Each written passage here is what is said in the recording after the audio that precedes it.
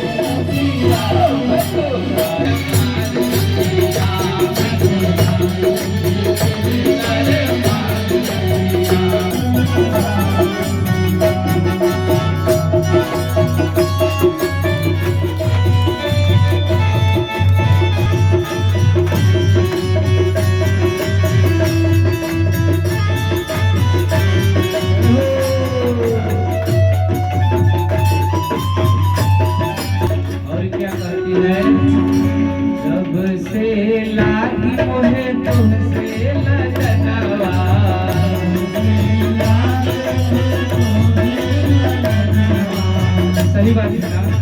जब कोई किसी को किसी से प्यार हो जाता है ना तो सोते वक्त उसको वही दिखता है। अरे चाहे उसका पति हो, चाहे उसका बेटा हो, चाहे उसकी माँ हो या चाहे और भी कुछ हो। और जब से लागी मोहे तुमसे लगनवा,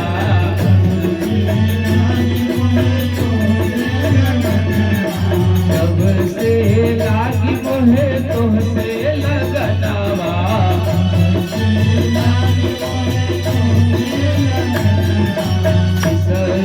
गई मैं घर आंगनवा,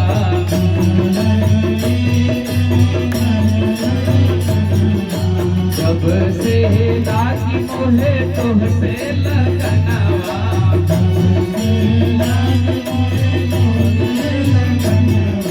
बिसर गई मैं घर आंगनवा।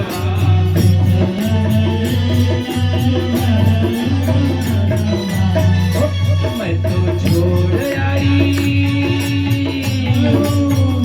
मैं तो छोड़ आई सारा संसार रसिया, छोड़ आई सारा संसार रसिया, मैं तो छोड़ आई सारा संसार रसिया, मैं तो छोड़ आई सारा संसार रसिया, मैं तो तेरे दरबार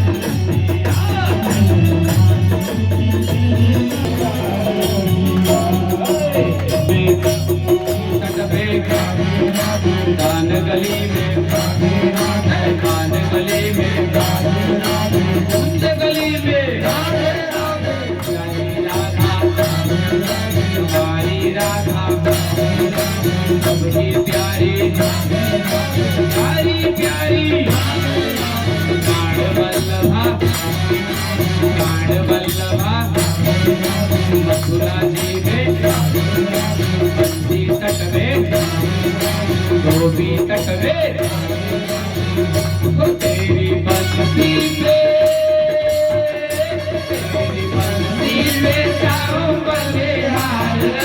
मैया तेरी बंसी से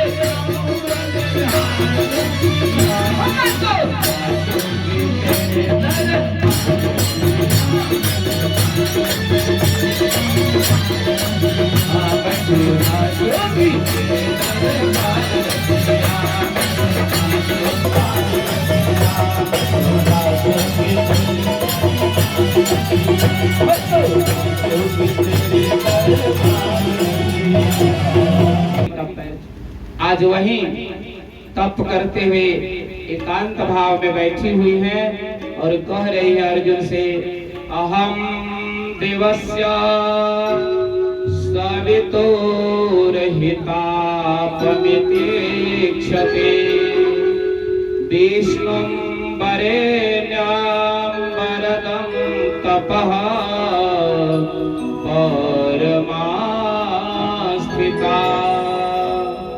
मैं विष्णु अर्थात कृष्ण को अपने पति रूप के वरण के लिए यहाँ तपस्या कर रही हूँ। तो अर्जुन बोले कि हे देवी, अब देर किस बात की है, इस रथ में तुम बैठो। कुछ ही दूर पर भगवान कृष्ण खड़े हैं और अर्जुन जी क्या किए कि उस कालिंदी जमुना का हाथ लेकर के भगवान के हाथ में दे दिए और फिर द्वारिका में जाके विवाह हुआ। उनके पंडित जी को भी खूब दक्षिणा मिल रहा है, भगवान रोजे शादी कर रहे हैं। ये शादी हो गई कालिंदी मैया से। बोल कालिंदी माता की जय। अब देखिए, एक बिंद और अरविंद नाम के दो भाई हैं जो राजा हैं, और दोनों की एक परम लाडली बहन है जिसका नाम है मित्र वृंदा। सुंदरी बड़ी ज्ञानी। और बिंद अरविंद ने मित्र वृंदा का भी विवाह भगवान कृष्ण से किया, और यह भगवान का कौन विवाह हुआ? पांचवा विवाह हुआ। बोलिए मित्र वृंदा माता की जय। और देखिए, एक नागजित नाम के राजा है और वहां उनके पास 7 बड़े खूंखार बैल हैं। उनका एक ही टर्म एंड कंडीशन है कि एक साथ जो 7 बैलों को नाथ देगा, मैं उसी के साथ अपनी पुत्री नागजिती का विवाह करूंगा। उन बैलों की खूबी थी महाराज, जानते हैं, जैसे वो मनुष्य का गंध पाते थे न, तो इतना जोर से आक्रमण करते थे कि उसका वध कर देते। भगवान को जब इस बात का पता चला तो भगवान गए और एक साथ 7 बैलों को नाथ दिए।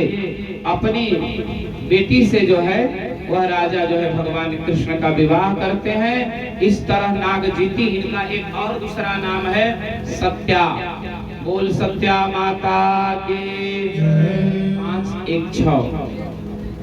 7वां विवाह जो होता है भद्रा के साथ होता है, और 8वां विवाह जो है लक्ष्मणा से होता है। तब हमको यह जरूर होना चाहिए कि बाद में आप कभी घर जाना तो ये जरूर याद रखिएगा कि 8 कम से कम उनकी कौन पटरानियां हैं। इस तरह से भगवान का 8 विवाह हो गया। अब चलते हैं 16,100। एक भौमासुर नाम का राक्षस। देखिए, भस्मासुर नहीं है, भस्मासुर शंकर जी के साथ था। ये कौन है? भौमासुर।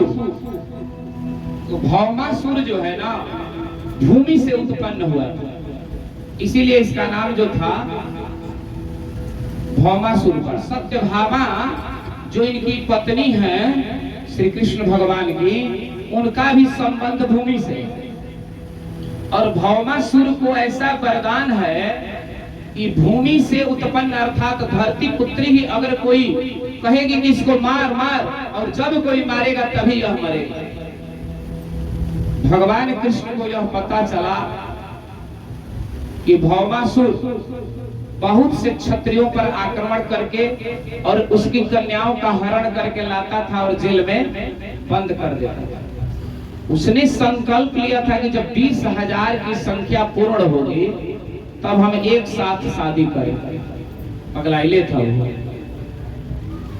अभी संख्या पहुंची है 16,100।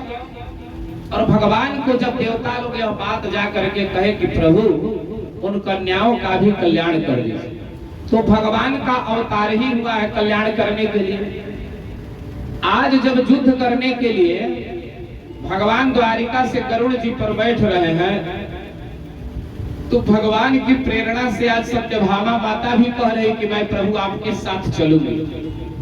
जैसे दशरथ की 3 पत्नियों में कैकेयी मां बड़ी साहसी थी, वो शस्त्र भी चलाना जानती थी, क्योंकि देवासुर संग्राम जब दशरथ जी जा करके देवताओं के साथ युद्ध कर रहे थे, तो इनके रथ का जब कील निकलने लगा तो वही कैकेयी मां अपने अंगुली को उसमें लगा दी। सोचिए कितनी हाडी औरत थी। उसी तरह से भगवान कृष्ण की भी जितनी पटरानियां है ना, उसमें सत्यभामा मां थोड़ा सा बोल्ड है। आज सत्यभामा मां जैसे बैठी, भगवान मन ही मन मुस्कुराए कि चलो आज तुम्हारी ही जरूरत है।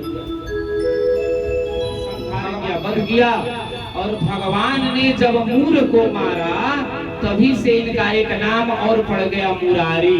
बोल मुरारी भगवान की जय। जब मुरारी हो गया तो थोड़ा सा हम भी गुनगुना लेते हैं, हे नाथ नारायण वासुदेवा।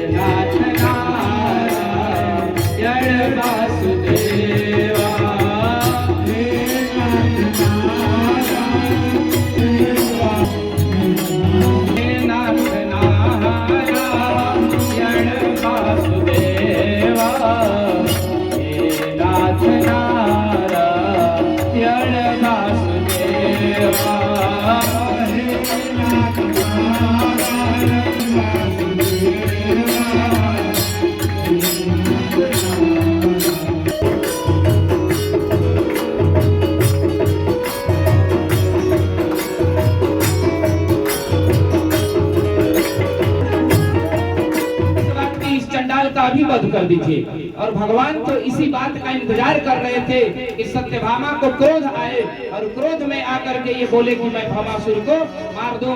तुरंत भगवान ने दिव्यास्त्र का अनुसंधान किया और प्रहार किया। जैसे ही भवासुर का जय जय सीताराम हो गया।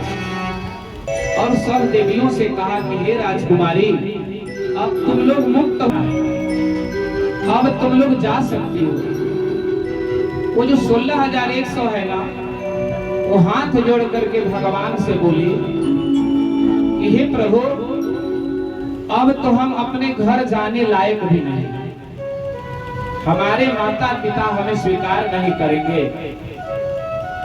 घर जा नहीं सकते हैं और हम लोगों से कोई शादी कर नहीं सकता। तो इससे अच्छा है कि हम लोग जा करके इसी भौमासुर के एक बहुत बड़ा नदी था उस नगर के बगल में, इसी में जाकर के हम लोग प्राण त्याग देते हैं। और अगर आप ये दोनों नहीं चाहते हैं कि हम करें, तो हे प्रभु, हम लोगों की एक बात आप स्वीकार कर लो, हम सबको आप पत्नी के रूप में स्वीकार कर लो। तो भगवान बोले कि चलो, ये तो संत कोई नहीं अपनाता है, उसको हमारा ठाकुर अपना लेता है। और आज भगवान उन 16,100 राजकुमारियों को लेकर के कहाँ आए? द्वारिका आए। बलराम जी बोले, हरे कृष्णा, उठा करके ला रहे हैं। अरे 1 लाया, 2 लाया, 4 लाया, 6 लाया, 8 लाया, तब तक तो ठीक था। अब 16,100 लाए हो, समझ रहे हो? इन लोगों को व्यवस्था भी तो करना होगा। बोले सब हो जाएगा दाऊ भैया, आप चिंता ना करियो। अब थोड़ा ये विचार हम लोग करें कि 16,108 क्या है। तो आप जब थोड़ा गंभीरता से विचार कीजिएगा, वेद में 3 कांड है। जब आप कभी वेद को हाथ से उठाइएगा तो पढ़िएगा, उसमें है ज्ञान कांड, कर्म कांड और तीसरा है उपासना कांड। और इस सब मंत्रों में अलग अलग मंत्र हैं।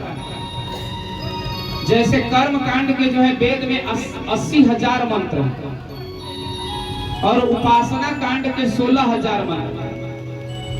और उपासना शब्द का अर्थ ही होता है उप समीपे असनम इति उपासनम, जो प्रभु के करीब ला दे। उप माने पास, जो परमात्मा के पास ला दे, जो भक्ति के पास ला दे, जो ईश्वर के समीप ला दे, वही उपासना है। तो वही 16,000 जो है, आज जो 16,100 आप सुन रहे हैं ना, तो 16,000 वही राजकुमारी के रूप में आए हैं। 100 प्रकार के हमारे उपनिषद है, वेदांत है। वो कितने हैं? 100 हैं। तो वही 16,000 कितने हो गए? 100 हो गए। अब ये जो 8 पटरानियां हैं, ये कौन है? तो इस प्रकार की प्रकृति, 8 प्रकार की प्रकृति है। 5 तो सब लोग जानते हैं कि क्षिति, जल, पावक, गगन, समीरा, पंच तत्व रचियथम शरीरा। भूमि है, जल है, अग्नि है, वायु है, आकाश है। और इसके बाद 3 और कौन है? तो मन, बुद्धि और अहंकार। 5 और 3 कितना होता है? 8। उधर 16,000 उपासना कांड के मंत्र और उपनिषद और वेदांत मिलकर के 100 और यह प्रकृति के गुण मिलकर के 8। इसीलिए भगवान की रानियों की संख्या कितनी बनी? 16,108।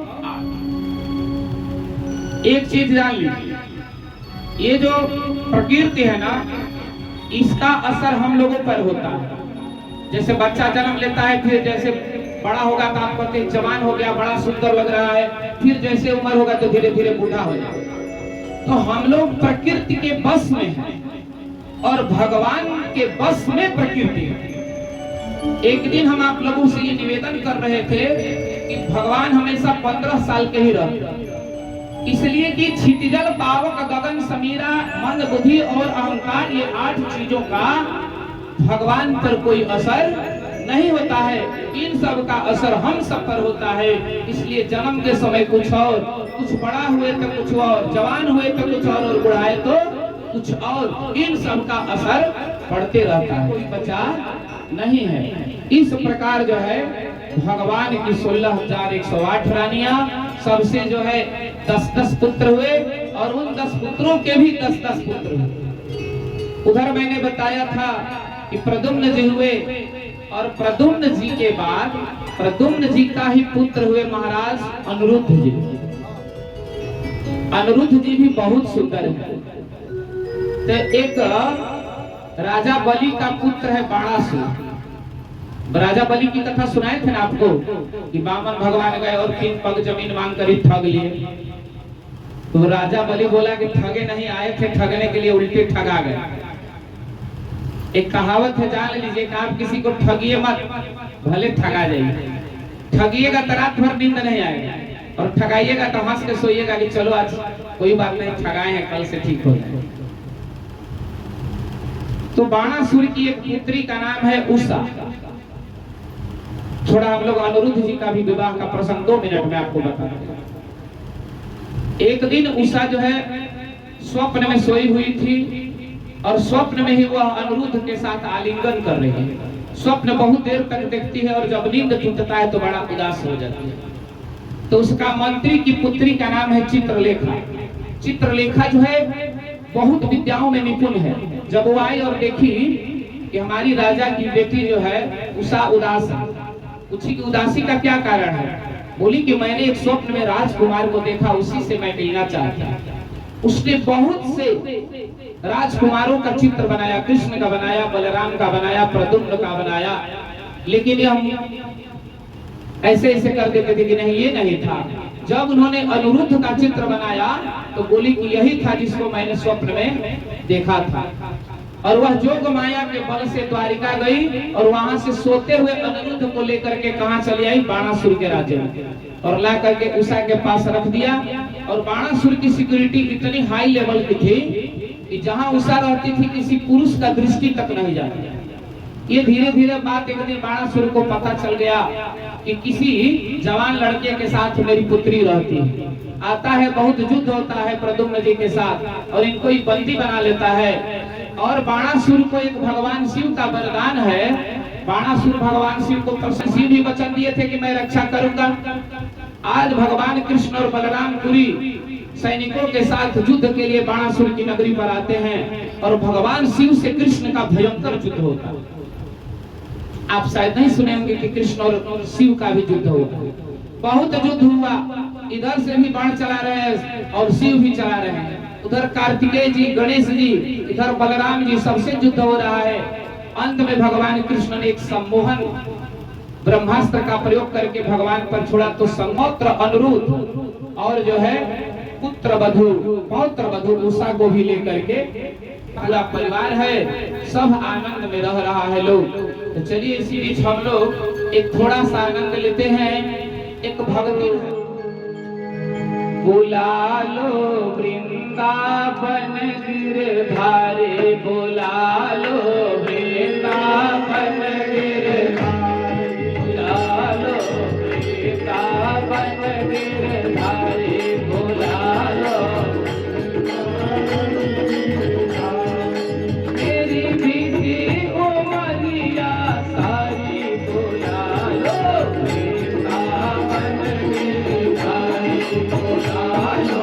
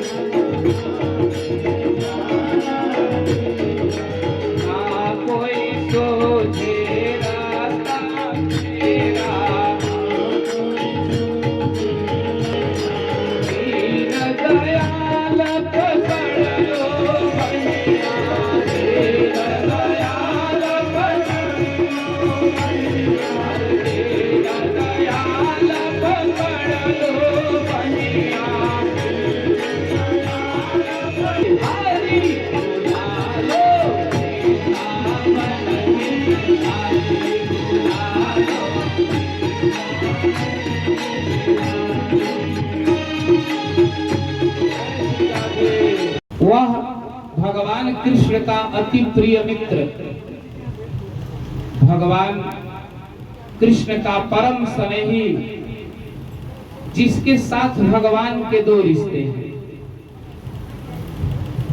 भले कृष्ण सुदामा जी को अपना मित्र मानते हैं, लेकिन सुदामा जी भगवान को विरक्त इंद्रियार्थेषु प्रशांतात्मा जितेंद्रियः। अरे सुदामा जी कोई साधारण मानव नहीं है। और मैं आज आपको एक बात बतला दूं, बहुत लोग कहते हैं ना कि सुदामा दरिद्र थे, एकदम सरासर गलत है। सुदामा जी गरीब थे, दरिद्र नहीं। दरिद्र और गरीब में क्या अंतर है? गरीब है मान लीजिए जिसके पास रहने खाने पीने की व्यवस्थाएं कम है, लेकिन दरिद्र वह है जिसका 2 करोड़ का भी टर्नओवर है और पैसे के लिए और धन संपत्ति के लिए बेचैन है, रात भर नींद नहीं आती है, वो सबसे बड़ा धरती का दरिद्र है। और उसी को दरिद्र की संख्या भागवत देता है। हमारे सुदामा जी कश्चित ब्राह्मणों ब्रह्मवीतमः, सुदामा जी कोई साधारण पंडित जी नहीं है, ये ब्रह्म को जानने वाले हैं, और जो ब्रह्म को जानता है वो ब्रह्म हो जाता है। और क्या है, विरक्त है। विरक्त मतलब समझ रहे हैं ना, सांसारिक वस्तुओं में कोई माया मोह नहीं। लेकिन उनकी पत्नी है जिनका नाम है माता सुशीला, इनको पैसा का लोभ है। ये चाहती हैं कि हम कुछ धनी हो जाते, हमारे घर में भी कुछ धन होता। लेकिन सुदामा जी के मन में ये भाव नहीं है। इंद्रियार्थेषु, सभी इंद्रियों को अपने बस में रखे हैं। आंख, नाक, कान, मुंह, जीभ, त्वचा, सब सुदामा जी के कहने भरे हैं। जैसा सुदामा जी चाहते हैं वैसा ही करते हैं। प्रशांत आत्मा, माने एकदम भीतर से प्रसन्न रहने वाले, भीतर में इनको दुख नहीं है। और जितेंद्रिय, जिन्होंने अपने इंद्रियों को जीत लिया है महाराज, इतना जिसमें गुण हो उसका आप दरिद्र कहिएगा, वो तो साक्षात नारायण है। लेकिन ये तो सुदामा जी की व्यक्तिगत व्याख्या है कि सुदामा जी इस स्तर के हैं। लेकिन जानती हैं, अब चलिए थोड़ा सुदामा जी के हम लोग घर को देखते हैं। सुदामा जी का घर ऐसा है कि जब सूर्य भगवान उगते हैं ना, तो सूर्य की ऐसी कोई किरण नहीं है जो सुदामा जी के घर से बाहर जा रहा है। बारिश जब होती है ना वर्षा ऋतु में, तो ऐसा कोई पानी नहीं है जो सुदामा जी के घर से बाहर चला गया। भिक्षा भी नहीं मांगते हैं सुदामा जी। बहुत लोग मंच पीठ से भी ऐसी कथा कहते हैं कि सुदामा जी घर भिक्षा मांगते थे, 5 घर 4 घर, ये सब गलत है। आप भागवत जी उठा करके कभी पढ़ लीजिएगा, मूल किताब जो मैं सामने रखा हूँ। ये याचक वृत्ति के थे। एक होता है याचक जो मांगे, और एक होता है अयाचक जो मांगे नहीं, जो मिल जाए सो उसी में संतोष है। घर में इतनी दरिद्रता है कि 1 दिन 2 दिन 3 दिन हो जाते हैं, घर का चूल्हा नहीं जलता। बच्चे जब माँ से खाना मांगते हैं ना, तो खाना तो घर में है नहीं, या आखिर सुशीला माँ कहाँ से बनाए। तो पानी पिला पिला करके बच्चों को सुला देती है। और एक ही साड़ी सुशीला माँ को शादी से लेकर अभी तक है शरीर पर, और वह साड़ी जानते हैं अब उसमें इतना सुई चल चका है ना कि अब सुई चलाने का भी जगह नहीं। एक दिन तो तब हद हो गई जब सुदामा जी शाम को भगवान का भोग लगा रहे थे। बोले कि देवी कुछ है तो लाओ, भगवान को अर्पण करें। तो जानती हैं पहले मिट्टी के पात्र में ही भोजन बना करते थे। तो सुशीला जब गई तो उसमें चावल का 1 दाना बचा हुआ था। आज सुदामा जी ने उसी का भोग लगाया। जैसे भोग लगाए, द्वारिका में बैठे हमारे नारायण को वैसा आभास हुआ कि जैसे आज पूरे संसार का धन हमको मिल गया। एक अन्न का टुकड़ा खा करके आज नारायण जो है बहुत खुश है। बहुत दिनों के बाद आज घर में कुछ अन्न मिला है जिसको सुशीला माँ ने बनाया है। जैसे सुदामा जी खाने को लेकर के बैठे, अब सोचो जब इतने ही चावल है और बना है और 7-8 बच्चे हैं तो इतना ही नहीं हिस्सा में आया होगा। लेकर के जैसे सुदामा जी बैठे, तब तक से एक भिक्षुक दरवाजे पर आकर के कहता है कि मैं बहुत दिनों से भूखा हूँ, कुछ भोजन करा दो। सुदामा जी ने अपना हिस्सा दे दिया, बोला कि बाबा और कुछ अगर मिलता तो आत्मा तृप्त हो जाती। तो पत्नी ने दे दिया, अपने भोजन उसको प्रदान कर दिया। और रात भर बच्चे इस करवट से उस करवट करते हुए जीवन यापन करते हैं। बहुत सुंदर बात। भूख लगती है, प्यास लगती है, भूख लगती है, प्यास लगती है, जिंदगी अब उदास लगती है। सुदामा जी के जीवन में भी अब उदासी आ गई।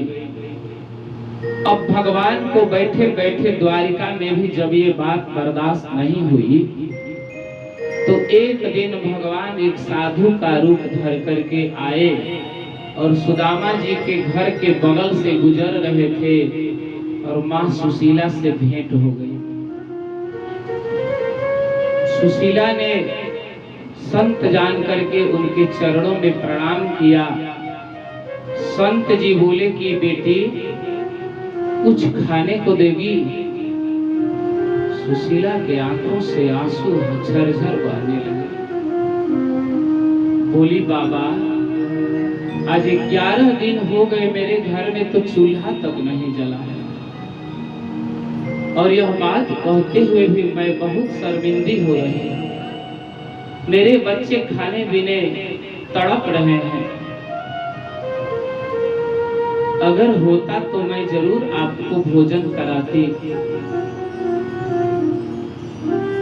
तब संत जी बोले बेटी अरे मैंने सुना है कि तुम्हारे पति का मित्र जो है ना वह पूरी द्वारिकाधीश है। कृष्ण जिसका नाम है ना वह तुम्हारे पति का बचपन का मित्र है। तुम ऐसा काहे नहीं करती हो? अपने पति को कभी कृष्ण के पास तो भेज दिया करो। अरे भगवान के पास जब तुम्हारा पति जाएगा तो कम से कम ये घर में दरिद्रता तो नहीं रहेगी। कम से कम सुबह शाम तो चूल्हे जला करेंगे और तुम्हारे बच्चे 2 टाइम का भोजन कर लिया। जैसे उस संत स्वरूपी भगवान कृष्ण ने यह बात माता सुशीला से कहा, अब तो सुशीला माँ आकर के सुदामा जी से बोली कि हे पतिदेव शादी को हुए इतने साल हो गए और आपने एक बार भी यह जिक्र नहीं किया कि द्वारिकाधीश आपके मित्र हैं। अरे वो तो अच्छा हुआ कि आज एक संत बाबा आए थे और मेरे से भिक्षा मांग रहे थे। मैं जब रोने लगी तो बाबा ने यह बात बताई, लेकिन आपने तो अभी तक कुछ बताया ही नहीं। बोले कि हाँ हाँ सुशीला यह ठीक बात है। कृष्ण मेरे ही साथ संदीपनी मुनि के आश्रम में पढ़ा करता था और यहाँ तक कि वो तो मुझसे भी कहते थे कि हे सुदामा पढ़ाई के बाद जब कभी याद आए ना तो एक बार तुम मेरे पास जरूर आ जाए। लेकिन सुदामा जी बोले कि देखो अगर तुम्हारे मन में ये बात है कि मैं द्वारिका जाऊंगा और कृष्ण से कुछ मांग करके लाऊंगा तो ये मेरे से नहीं होगा। अगर दर्शन के लिए कहोगी कि जाइए और कृष्ण का दर्शन करके चले आइए तो मेरा अहम भाग्य होगा, मैं जरूर जाऊंगा। लेकिन हे सुशीला सुनो, हम जब पढ़ते थे ना तो गुरु जी पढ़ाते थे हम लोगों को कि जब भी गुरु के घर जाना हो, अपने मित्र के घर जाना हो और अपनी बहन या भगिनी के घर जाना हो तो खाली हाथ नहीं जाया जाता है, कुछ ना कुछ ले करके जाया जाता है। आज सोचिए कि सुदामा जी के घर में एक अन्न का कण नहीं है, तो पंडितानी को तो धन का लोभ है कि पति द्वारिका जाएंगे तो मैं भी धनवान हो जाऊंगी, धन मिलेगा, दरिद्रता दूर हो जाएगी। तुरंत जो है ना बगल के घरों में गई और देखिए सुशीला माता भी कितनी चालाक है। एक घर से चावल नहीं मांगती, 4 घर से चावल मांगती और चारों घर का चावल 4 प्रकार का है। किसी का टूटा हुआ है तो किसी में धान लगा हुआ है, किसी का पीला पीला है तो किसी का काला काला है। और उस 4 तरह के चावलों को मिला करके जब सुशीला मालाई घर में, और हद तो तब हो गया कि आखिर वो चावल किस चीज में बांधा जाए। तो एक बहुत पुराना कपड़ा था, उसी को 4-5 तह लगाई, तब जाकर के उसका छिद्र बंद हुआ। आप मन में सोचिए कि क्या स्थिति रही होगी। किसी तरह पोटली बांधी और सुदामा जी अब वही कह रहे हैं, भूख लगती है, प्यास लगती है, जिंदगी अब उदास लगती है। कैसे आऊं मैं द्वारिका तेरी, आस भी अब निराश लगती है। सुशीला माता ने कहा कि हे पतिदेव, और जानते हैं आगे हम बताएंगे कि सुदामा जी का देह का क्या स्थिति है, लेकिन सुशीला माता के मन में तो बेचैनी है ना। वो जानती है कि मेरे पति से अगर कृष्ण पूछेंगे कि कहिए मित्र कैसे हैं, तो एक लाइन में बोल देंगे कि अरे सब ठीक है, सब मजे में चल रहा है। ये कभी ये बात नहीं कहेंगे कि हमारे बच्चे 11 दिन पर खाना खाते हैं। तो सुशीला मैया ने इनको एक बात कहा कि ठीक है, आप जो कहना है कहिएगा, जब आपकी मुलाकात कृष्ण से होगी तो सिर्फ एक मेरा बात कह दीजिएगा। तो बोले कि ठीक है, बोलो, एक बात कहने में कोई हर्ज नहीं। बोली कि कह दीजिएगा कि 1 माह 2 पक्ष में होती एकादशी 2। 1 महीना में 2 पक्ष होता है ना, एक कृष्ण पक्ष और एक शुक्ल पक्ष, और द्वादशी एकादशी कितनी होती है? 2। तो वही कह रही आज सुशीला मैया कि 1 माह 2 पक्ष में होती एकादशी 2। नारायण की कृपा से रोज एकादशी हो। देखिए कितना बढ़िया सूत्र उन्होंने रख दिया कि आप कुछ मत कहना अपने मित्र से, क्योंकि आपको शर्म लगेगी, लेकिन जब वो जरूर पूछेंगे आपसे कि हे मित्र बताओ, आखिर तुम तो सब ठीक रहे हो, भाभी ने कुछ कहा है कि नहीं कहा। और जब ऐसा वो बात कहेंगे ना, तो तुरंत ये मेरा 2 लाइन का बात सिर्फ कृष्ण से कह देना, और कहने की जरूरत नहीं है। विप्र सुदामा बसत है सदा अपने धाम। चल दिए सुदामा जी, हाथ में एक लाठी, पैरों में महाराज चप्पल भी, सैंडल जूता नहीं है। और जो चप्पल जूता नहीं पहनता है ना, आप अनुभव करना, उसका पैर सबसे ज्यादा फटता है। बेवाई इतनी फटी है ना कि चलने से उस बेवाई के बीच से रक्त बह रहा है। पैर से लमड़ते हुए धीरे धीरे, ये भी नहीं पता है कि द्वारिकापुरी कहाँ है। चल तो दिए, लेकिन ये भी मालूम नहीं है कि द्वारिकापुरी जाने में कितना दिन लगेगा। और जब जाने लगे ना, पत्नी को बहुत समझाए कि बच्चों का ध्यान रखना, मैं मिल करके तुरंत चला आऊंगा, मैं ज्यादा दिन द्वारिका में नहीं रहूंगा। अगर तुम सोच रही हो कि मैं कृष्ण के वैभव और धन संपत्ति को देख करके भूल जाऊंगा सुशीला, तो ऐसा मत सोचना। हम एक रात बहुत से बहुत रहेंगे तो रहेंगे, और मैं तुरंत भगवान का दर्शन करके चला आऊंगा।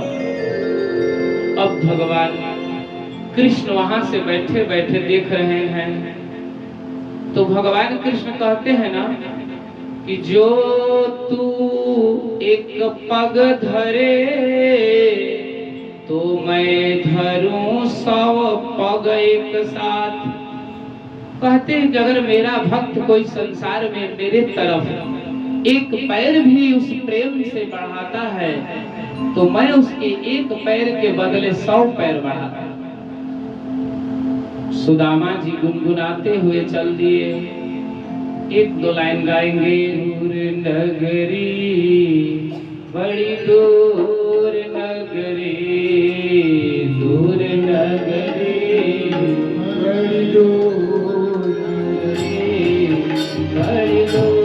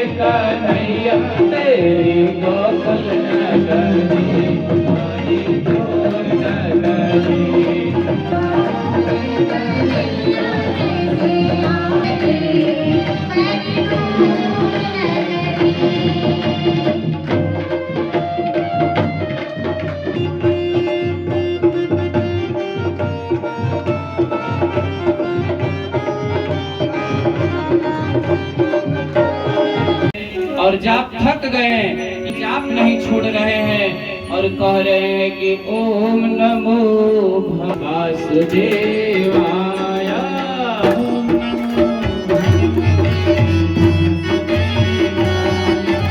ओम नमो भगवते वासुदेवाय।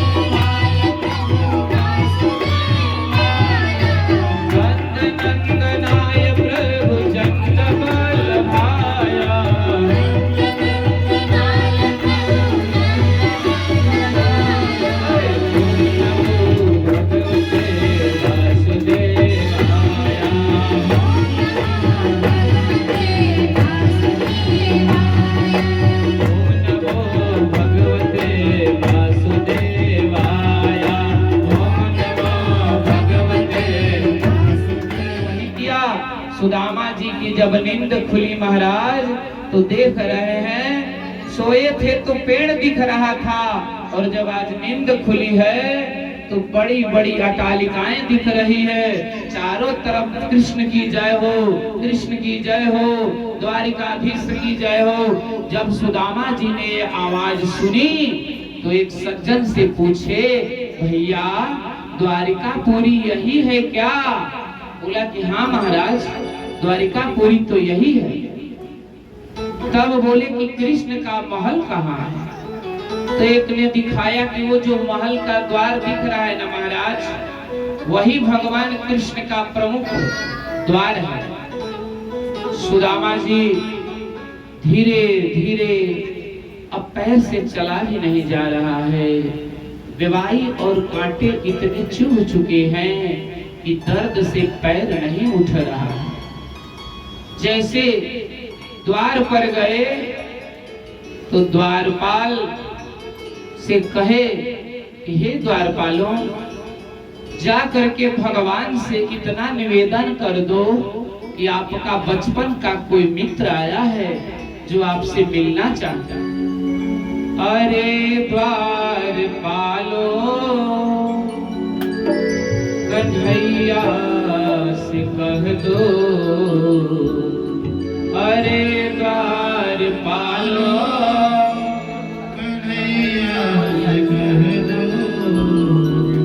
दर पे सुदामा गरीब गया।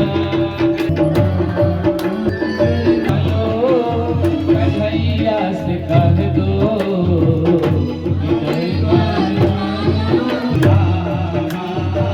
गरीब गया है।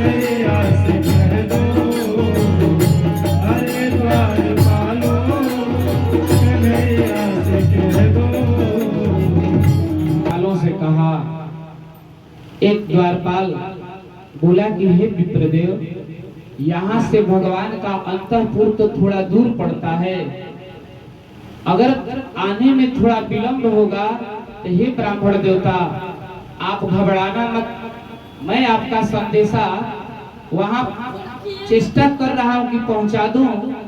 क्योंकि अब जो ये समय हो गया है ना, यह भगवान के भोजन का समय हो गया है। इस समय भगवान भोजन करके विश्राम करते हैं। लेकिन हे विप्रदेव, आप लगता है कि दूसरे देश से आए हो, आपकी वाणी दूसरे तरह की है, आपके चाल चलन और पोशाक विचित्र दिख रहे हैं। मैं तुरंत भगवान के पास आपकी बात को निवेदन करता हूँ।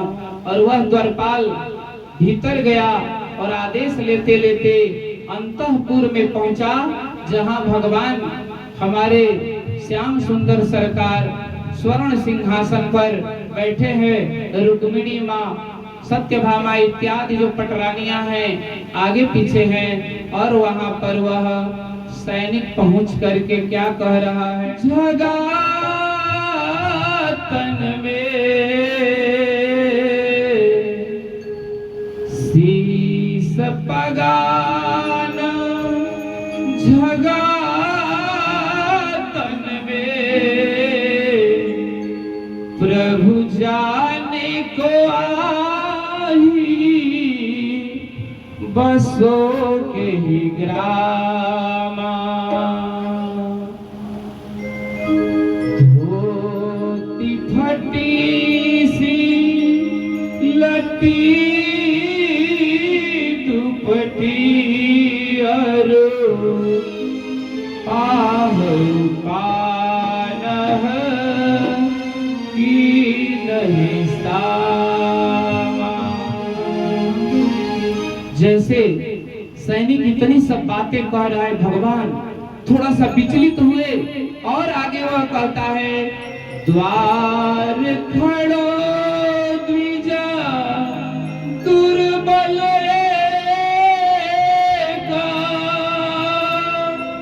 रहो चकी सो वसुधा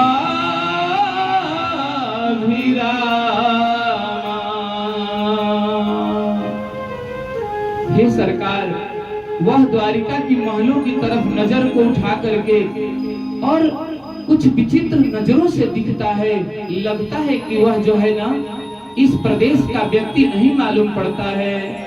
ओ छत दीना गया लोक धाम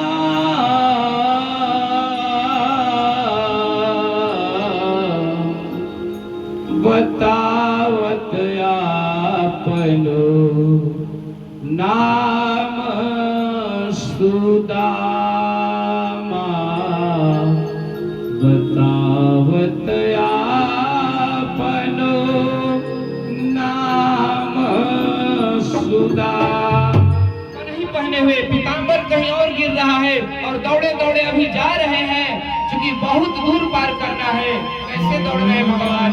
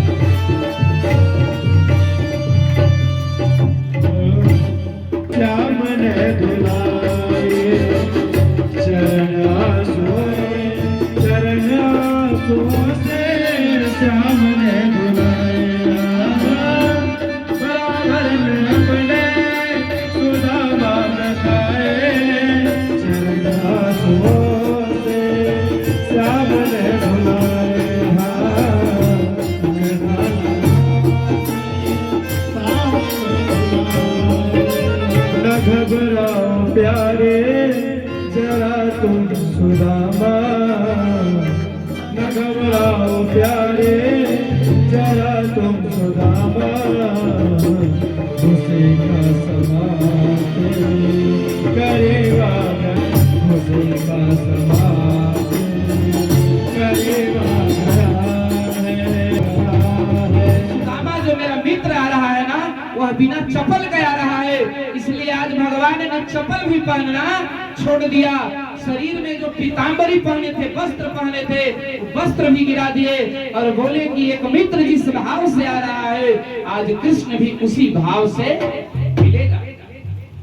भगवान लाए सुदामा जी को, जैसे भीतर ला रहे थे, सुदामा जी मन में यह सोचकर बड़ा समुचा रहे थे, बोल रहे थे कि हे कृष्ण, अब तो हमने तुमको देख लिया, हम एक दूसरे से मिल गए, अब हमको छोड़ दो और हम वापस चले जाएंगे।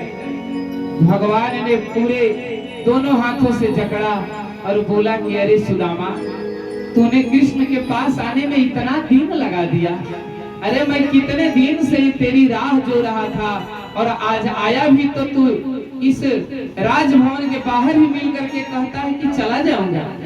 अरे तुम्हारा कर्ज मेरे ऊपर बहुत है सुदामा, आज भीतर चलो।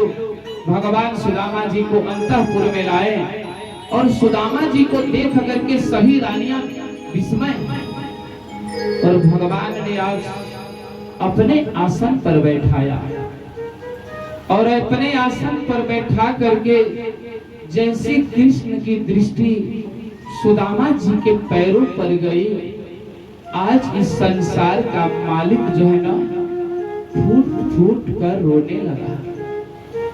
उन्होंने रुक्मिणी मैया को कहा कि हे रुक्मिणी, जाओ जल लाओ, सुदामा जी का पैर धोना है।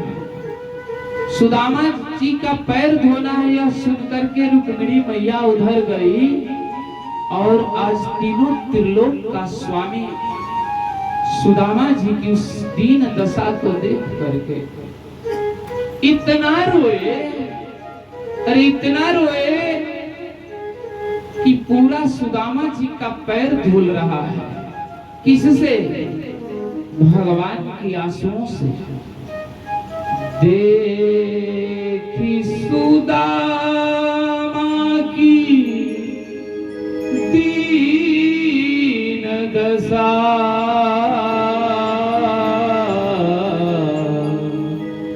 देखी सुदामा की दीन दशा, करुणा करके करुणारी धीरोए।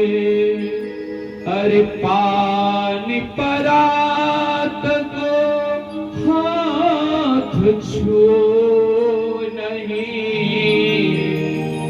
नैनन के जल से पग धोए, नैनन के जल से पग धोए। रुक्मिणी मां जल का कलश लेकर के खड़ी है और जल लाने में सोचिए जितना देर लगा होगा उतने देर में हमारे सरकार आज इतना रोए हैं कि गंगा जमुना का लगा कि जल आकर के दोनों आंखों से बह रहा था। सजनों को कोई साधारण आंसू नहीं था, दाहिनी आंख से माँ गंगा आ रही थी और बाएं आंख से जमुना जी का धारा आज निकल करके आ रहा था। और यह सोच करके देवता लोग स्वर्ग में आश्चर्य थे, अरे सुदामा तू कितना भाग्यशाली है कि जिस तीनों त्रिलोक के पैरों के अंगूठे का दर्शन के लिए सब लोग तरसता है, आज वह तीनों त्रिलोक का स्वामी तेरे चरण को अपने आंसुओं से धो रहा है। भगवान ने जैसे पैरों को उठाया, देखा कि सुदामा जी के पैरों में अनगिनत कांटे हैं। एक एक करके हमारी सरकार ने उन कांटों को निकाला और जितने कांटों को निकाले उतने से करोड़ गुना सरकार आज रोए, बहुत रोए भगवान, बहुत रोए।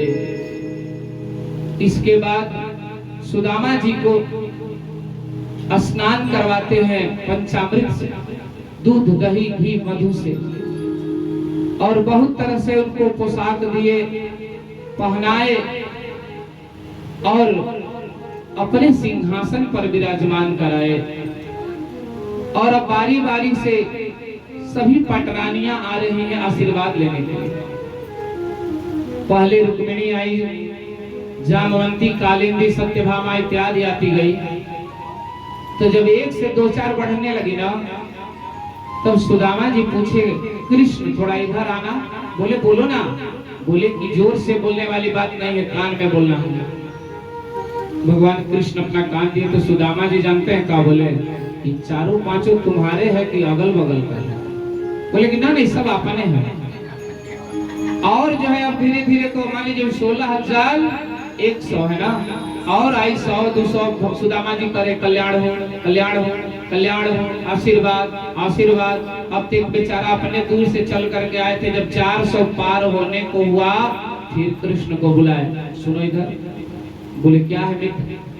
बोले कि सब माने पूरा गांव की औरत आ गई है का आशीर्वाद लेने के लिए। बोले अरे गांव नगर की नहीं है, ये सब मेरी ही है। अभी तो कुछ नहीं, तो टेलर है, 16,100 है।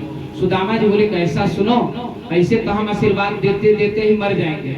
अब हाथ में तो मेरा दम नहीं रहा कि मैं उठा करके हाथ आशीर्वाद दूं। ऐसा करो कि देखो तुम सबके पति हो, हम तुमको ही आशीर्वाद दे देते हैं, और जब तुमको आशीर्वाद दे देंगे तो सबको आशीर्वाद प्राप्त हो जाएगा। अब भगवान कृष्ण उसको अंदर ले गए, सुदामा जी को लगे बचपन की सब बात करने। और ये जो पोटली दी थी ना सुशीला माँ, ये दाहिनी कांख में दबाए थे, ये छोड़ते नहीं थे। जब नहा भी रहे थे तो तकिया के नीचे छिपा दिए थे। और भगवान तो अपने तो चोर से कोई सामान छिपा सकता है, और भगवान तो उसी फिराक में लगे हैं। बोले कृष्ण अब ये बताओ सुदामा, तुम्हारी विवाह हुआ है? बोले हाँ। भाभी का क्या नाम है? बताए सुशीला। बेटे भी 2-4 गो हुए हैं?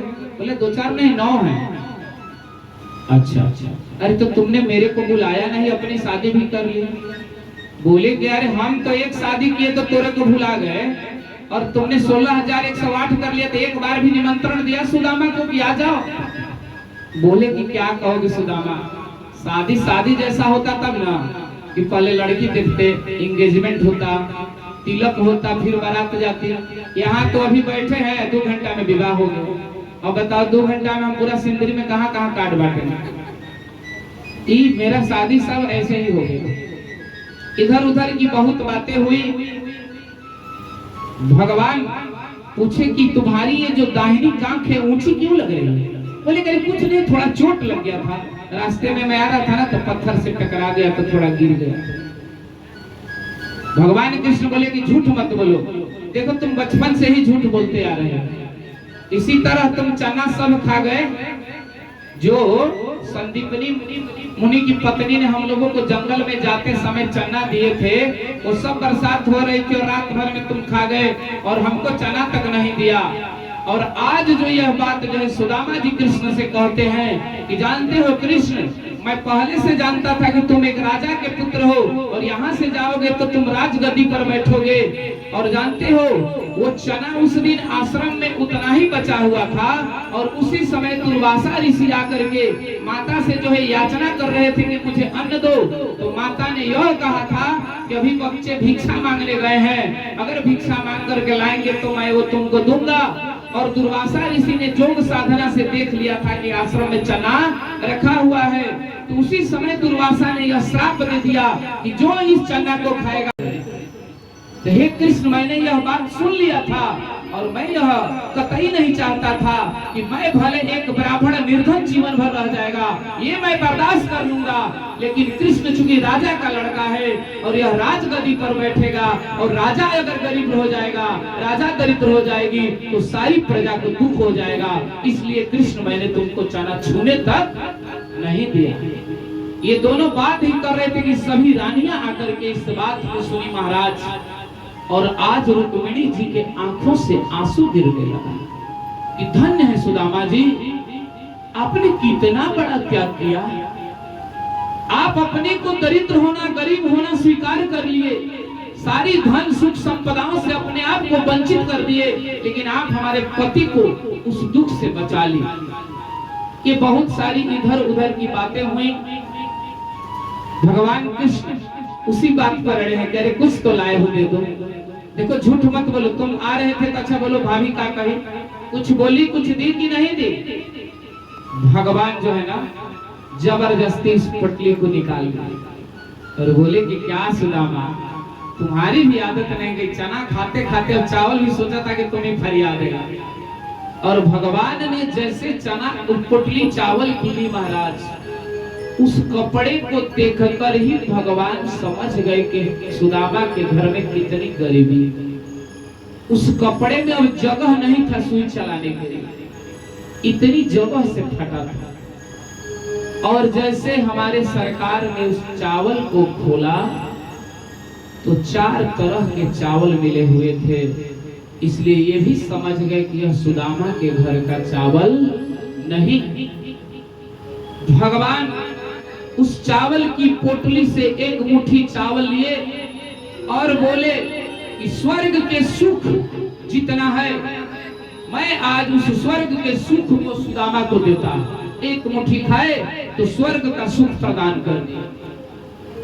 जब दूसरी मुट्ठी उठाए और खाए तो जितनी पृथ्वी पर एक मनुष्य को, राजा को, चक्रवर्ती सम्राट को सुख मिलना चाहिए, भगवान ने वो प्रदान कर दिया।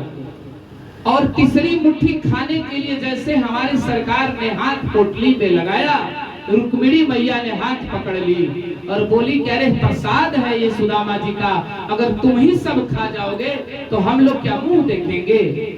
और लेकर के उस प्रसाद को इन सब ने खाया और रुक्मिणी मैया ने जैसे खाया और उसी समय जा करके सुशीला को यह वरदान दिया कि ताज जीवन आप जो है चिर यौवन रहेंगे, कभी आप बूढ़ी नहीं होगी, आप एकदम लक्ष्मी का स्वरूप हो जाएगा।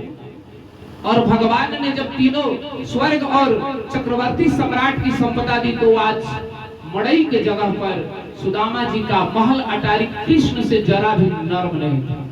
क्या द्वारिकापुरी और क्या सुदामापुरी, कोई अंतर नहीं रहा। सुदामा जी को आज 56 प्रकार भगवान पवाते हैं, लेकिन सुदामा जी को तो ये बात याद आ रहा है कि मेरे बच्चे 11 दिन से बिना खाए पूरी पर हाथ जाता है लेकिन वो पूरी मुंह में नहीं जाती। भगवान बोले तेरे खाओ खाओ ना, तुम कुछ चिंता कर रहे हो। सुदामा जी ये मित्र बताओ कि घर में तो सब ठीक है ना। देखिए भगवान सब जान गए, उसके बाद भी पूछ रहे हैं सुदामा से कि कुछ तो बताओ, घर में सब सकुशल है, बच्चे ठीक हैं, भाभी ठीक है कि भाभी कुछ कही है। अब सुदामा जी संकोच का त्याग करते हुए वही बात दोहराते हैं कि ये कमाह दो पक्ष में होती एकादशी दो, नारायण की कृपा से रोज एकादशी हो। जैसे ये बात बोले हमारे करुणा निधान सुन लिए और मन में बोले कि हे सुदामा, अब आज से तुम्हारा एकादशी व्रत खत्म। अब भगवान जानते हैं क्या बोले कि कमाह दो पक्ष में होती एकादशी दो, नारायण की कृपा से अब रोज द्वादशी हो। भगवान बोले कि हे सुदामा, अब तुम्हारे घर एकादशी कभी नहीं होगी, अब तुम्हारे घर हमेशा जो है द्वादशी ही हुआ करेगी, कभी भी एकादशी नहीं होगी। और भगवान कृष्ण को विदा करते जाते हैं। उतनी धन संपत्ति और वैभव के बीच में सुदामा जी मात्र 12 बजे दिन में पहुंचे थे और उस दिन भर रहे और रात्रि भर रहे और सुबह होते ही सुदामा जी द्वारिकापुरी से अब कहाँ आ रहे हैं, सुदामापुरी आ रहे हैं। यहाँ आकर के क्या देखते हैं कि जो भी टूटी फूटी मड़ई पलानी थी सरकारों भी किसी ने हथिया लिया। जब अपन क्वार्टर नहीं देखेगा 507 तो समझेंगे यहाँ बिल्डिंग उठा लगे, अरे भैया हम दिल्ली गए बेटा के पास और आते आते पता नहीं कौन हथिया लिया और हथिया करके बिल्डिंग ठोक दिया। अब सुदामा जी बहुत विस्मय होता है, बाद में ज्ञान होता है।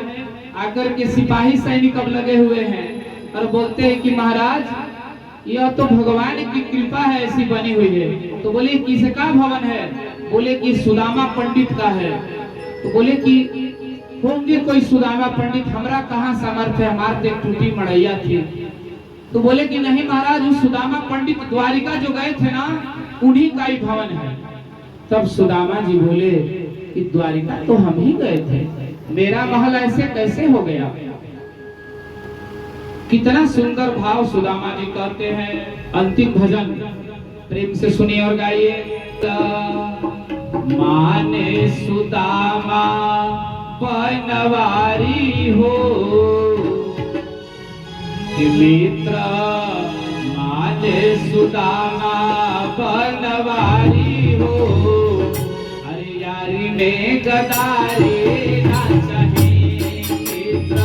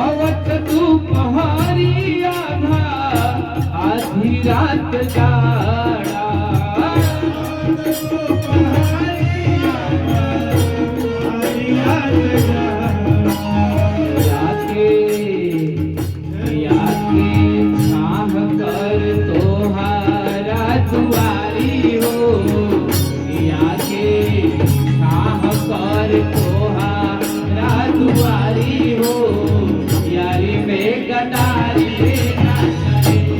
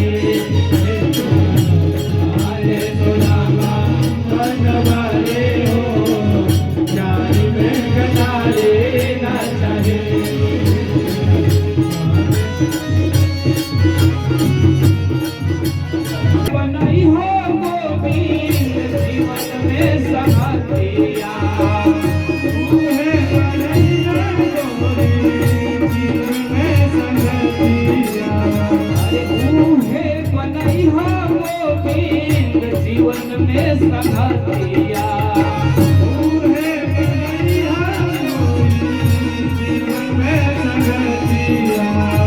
कैसन संगतिया बनैहा मौका तुमा कर रखे तोहर इज्जतिया मौका तुमा कर रखे तोहर इज्जतिया उहे बनैहा गोविंद जीवन में संगतिया उहे बनैहा जीवन में संगतिया मौका तुमोका रखे तोहर इज्जतिया मौका तुमोका रखे तोहर इज्जतिया झठेठ बात कहले शिकारी हो झठेठ बात कहले शिकारी हो यारी में गदारी आने सुनागा बनवाए हो हले बड़ाई बनाई से अटारी हो हले बड़ाई बनाई से अटारी हो यारी बेगदारी अरे बताई तू अटारी हो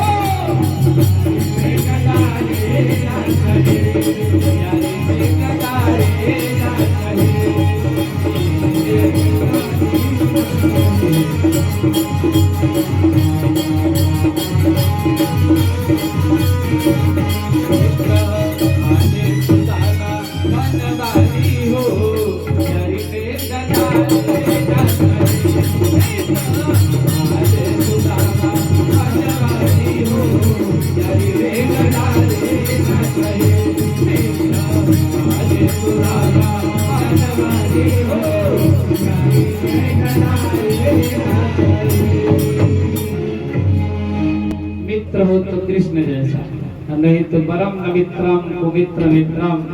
मित्र हो तो भगवान जैसा, नहीं तो हे भगवान मित्र ही मत देना।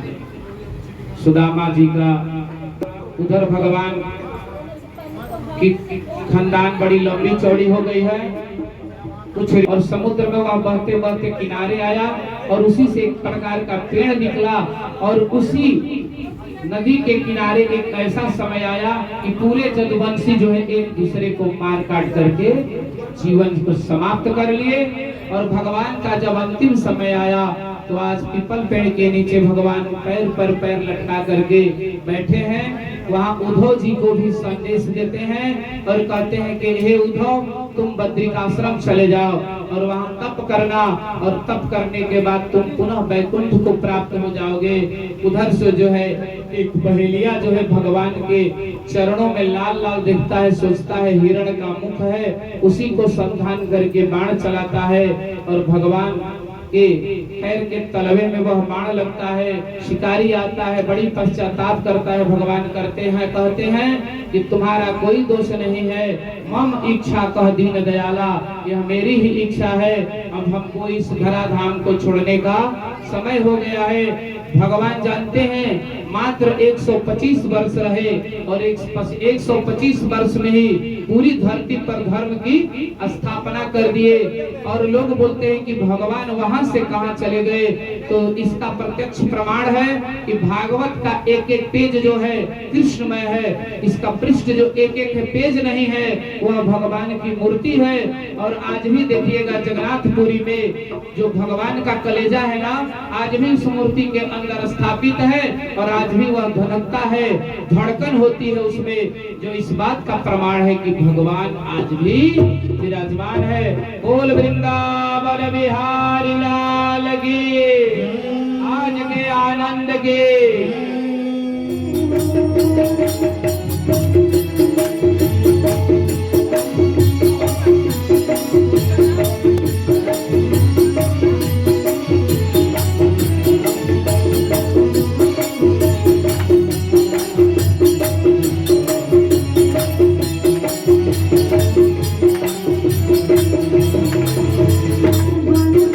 Bye.